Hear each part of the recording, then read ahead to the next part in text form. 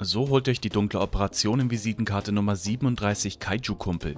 Dafür müsst ihr den Kowakuyo-Bosskampf in Runde 100 oder höher abschließen. Aktiviert am besten so viele Relikte, dass Relikt Stufe 3 aktiv ist, um Packer Punch Stufe 4 freizuschalten. Nehmt auf jeden Fall das Grammophon mit, um beim Boss noch mehr Schaden zu machen. Ich empfehle euch einen Bauplan für das LMG Sokol zu erstellen. Damit habe ich mit Abstand den meisten Schaden beim Boss gemacht und hatte nie Probleme mit Munition. Ihr findet den Waffenbaucode mit meinem Loadout in der Beschreibung. Rüstet den Ätherschleier aus. Erstellt euch für den Bosskampf ein Kaugummi-Paket mit Auffüllen, Regentropfen und Schildbürger.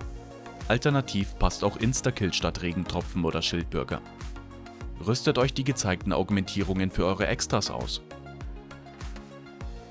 Rüstet noch für den hirnvolle Munitionsmod beißende Dämpfe, Erweiterung und Dynamik aus. Und für Lichtheilung Auffrischung, längeres Leben und zusätzliche Stärke. Und für den Ätherschleier Äthersprint oder im Koop Gruppenschleier Extraladung und Erweiterung. Macht so früh wie möglich die Schritte fürs Easter Egg, bis ihr den Bosskampf starten könntet. Holt euch durch TED-Aufgaben oder indem ihr immer wieder die Mr. Peak Spots ablauft alle dauerhaften Extras. Zieht die Sokol aus der mysteriösen Kiste und packt den hirnvolle Munitionsmod drauf.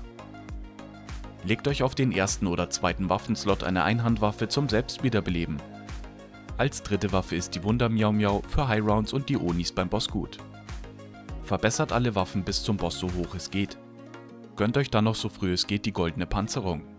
Belebt euch, falls ihr mal down geht, direkt mit eurem Selbstwiederbelebungskit wieder, damit ihr eure Selbstwiederbelebungen für den Bosskampf behaltet. Verbessert am besten die Fallen auf der Karte 4-mal, dann habt ihr es in High Rounds leichter. Einen kurzen Guide dazu findet ihr in der Beschreibung. Am einfachsten ist es solo in High Rounds Runden im zentralen Hof oder über die ganze Karte zu laufen. Schießt immer wieder kurz mit der Sokol in die Menge, um einen Zombie zu mutieren. Aktiviert dann immer wieder Fallen und lauft daran vorbei. Die killen fast alles alleine und sind kostenlos. Schießt während dem Laufen zusätzlich dauernd aufgeladene Schüsse mit der Wunder Miau vor euch. Nutzt auch dauernd die Punkteserien, die Spezialgegner fallen lassen. Alternativ könnt ihr euch Koop auch bei den Onsenbädern oben aufs Dach stellen. Platziert dort dauernd Giftpflanzen und schießt aufgeladene Schüsse mit der Wunderkatze vor euch. Sammelt so bis Runde 90 so viel Schrott wie ihr könnt.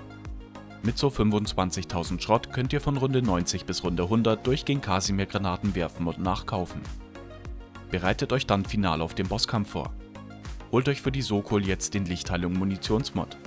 Zieht die Kaugummis für den Bosskampf und holt euch die Maniki-Bombe oder Kasimir-Granaten und eine Kriegsmaschine. Einen ausführlichen Guide zum Bosskampf findet ihr in der Beschreibung, hier sind aber einige Tipps. Der Boss macht ab Runde 100 schon ab Anfang an die Tornados, die durch die Arena fliegen, die er normalerweise erst ab der dritten Phase macht. Die erste Immunphase vom Boss kommt auch schon, nachdem ihr ihm 15% seiner HP abgezogen habt.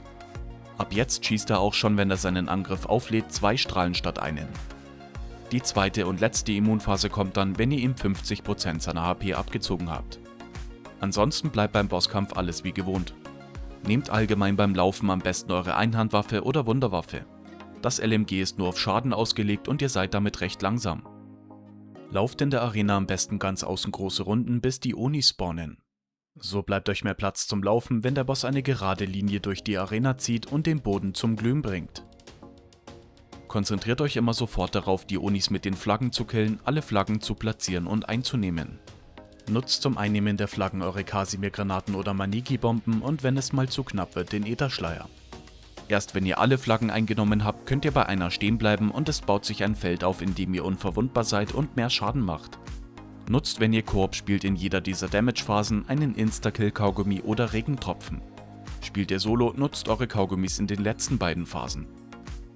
Lauft, wenn der Drache den Boden in der Arena zum Glühen bringt, hinter einen Felsen, wo der Boden nicht glüht. Nutzt dort die Kriegsmaschine, eure Taktikgranate oder den Ätherschleier, um die Stellung kurz zu halten. Der Boden glüht nur für ein paar Sekunden. Nach der ersten Immunphase vom Boss erscheint ein Dravaka-Siegen auf einem Podest. Sammelt den erst ein, wenn der Boss wieder verwundbar ist und die leuchtenden Kreise am Boden erscheinen. Ihr baut dann sofort ein Feld auf, in dem ihr wieder unverwundbar seid und mehr Schaden macht. Nutzt den Kalteris-Siegen, der danach spawnt, um eure Granaten wieder aufzuladen und für 45 Sekunden mehr Schaden zu machen. Ein komplettes Gameplay mit meinem Solo-Bosskampf in Runde 100 findet ihr in der Beschreibung. Habt ihr den Boss besiegt, bekommt ihr die Visitenkarte.